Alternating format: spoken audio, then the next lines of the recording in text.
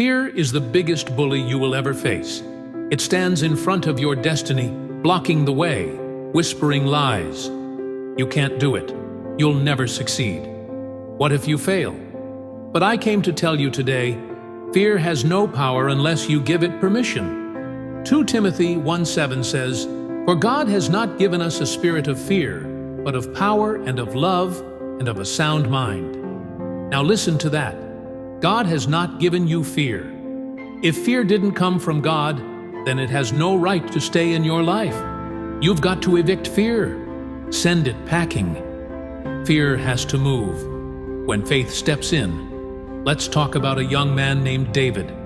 Oh, we love to talk about how David killed Goliath, but before he stood in victory, he had to stand against fear. Picture this, a battlefield. On one side, the Israelites, God's chosen people, trained warriors, mighty men, shaking in fear. On the other side, a 9-foot giant covered in armor, shouting threats, cursing God, terrorizing an entire nation, and every single soldier, including King Saul, was too afraid to fight. But then here comes David, a teenage shepherd boy. No armor, no experience, just a slingshot, and a heart full of faith. Sometimes the people around you will be paralyzed by fear. They will say it's impossible.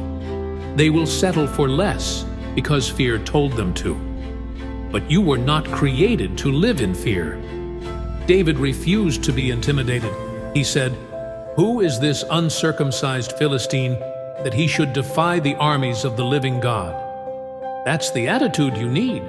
Who is this fear that thinks it can stand against a child of God? Who is this anxiety that thinks it can rule my life? Who is this doubt that dares to speak against the promises of my God? David didn't wait for the fear to leave. He ran toward it. And the moment he released that stone, God took over. That giant fell face down in the dirt. Let me tell you something. Your fear is no match for your faith, but you've got to take the shot. Fear will always exaggerate the size of the problem. It will make the mountain look bigger, the storm sound louder, the challenge feel impossible. But the moment you step out in faith, you will see your giant is already defeated. David didn't win the battle when the stone hit Goliath. He won the battle the moment he decided to fight. What has fear been keeping you from? Is it that dream God placed in your heart? Is it the business you've been wanting to start? Is it the healing you need in your marriage? Is it the boldness to step into your purpose? Fear wants to keep you small. It wants you to stay on the sidelines while the giant mocks you. But I declare today, you are not a spectator. You are not a prisoner to fear. You are a warrior. And when a warrior walks in their calling, fear has no choice but to back down. David walked onto that battlefield with courage, and he walked off with victory. And the same will be true for you. My friend, I declare over you today, fear is breaking off your life.